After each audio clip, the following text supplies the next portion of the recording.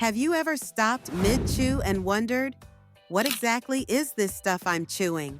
Is it food, candy, rubber? Well, get ready to uncover the sticky secrets behind one of the world's most loved and mysterious snacks, chewing gum. Let's go straight to the factory floor and find out how gum goes from raw rubber to that sweet, stretchy bubble you pop between your teeth. Our journey begins not in a candy shop, but with something that might surprise you. Rubber. That's right. Originally, chewing gum was made from chicle, a natural gum from the sapodilla tree in Central America. Indigenous people used it for centuries, and it was soft, chewy, and totally organic. But these days, most gum doesn't come from trees. It comes from synthetic rubber, specifically a rubbery base made from food-grade polymers. Think of it as plastic you can chew, but not swallow.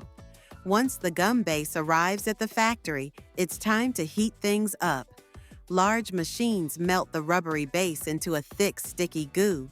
It's heated to around 115 degrees Celsius, about 240 degrees Fahrenheit, turning it into a molten blob that looks like something out of a sci-fi movie.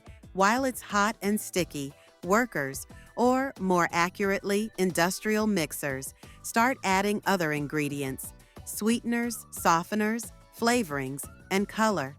This is where the magic happens. Ever wonder why some gum is soft and others are super chewy? That comes down to the softeners. Ingredients like glycerin and vegetable oil keep the gum from becoming rock hard in your mouth.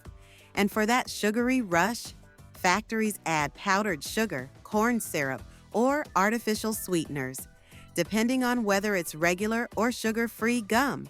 Once all the ingredients are added, the gum is mixed and kneaded, kind of like dough. Giant rotating arms fold the hot gum over and over again until it becomes smooth, stretchy, and consistent. You could say it's getting a nice little massage before heading off to the next stage.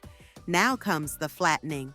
The warm, pliable gum is passed through a series of steel rollers. These rollers flatten it into wide sheets, kind of like pizza dough. But instead of tomato sauce, this dough is made for flavor explosions. The sheets are cooled as they move along a conveyor belt, gradually turning solid. But not too solid. They still need to be soft enough for cutting. And here's where the shapes come in.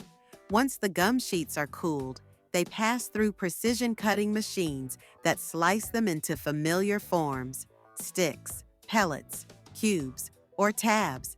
Some are wrapped individually. Others go into blister packs or bottles. But they all go through one final test: the snap.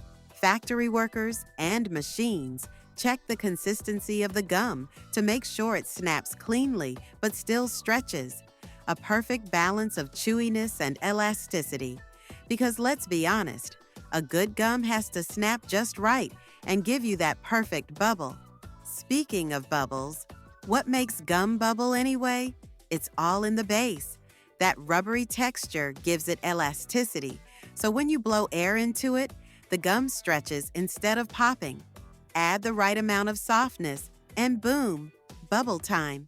Some factories even have special bubble tests, where machines blow bubbles to see how big they get before bursting. Now that's a job worth applying for. Once packaging is done, the gum is shipped out to stores all over the world. From convenience shops to vending machines, it's ready to go into someone's pocket or mouth. And there you have it, a journey from rubber to bubble, all happening behind factory doors. But let's rewind for a moment. Did you know there's a whole science behind gum flavor? Flavor scientists, yes, that's a real job, work to make sure your gum doesn't just taste good for 5 seconds and then disappear. They use encapsulation technology to slowly release flavors over time. That's why your mint gum hits hard at first, then mellows out. And if you're chewing fruity gum, it might be a mix of multiple oils and compounds, all timed to release in stages, like a chewing concert in your mouth. But here's the catch. Most chewing gum is not biodegradable.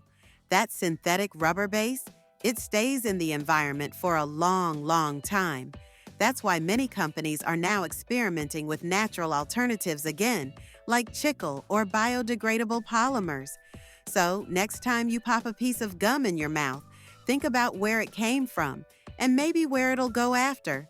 Because chewing gum isn't just candy, it's chemistry, creativity, and just a little bit of stickiness all rolled into one.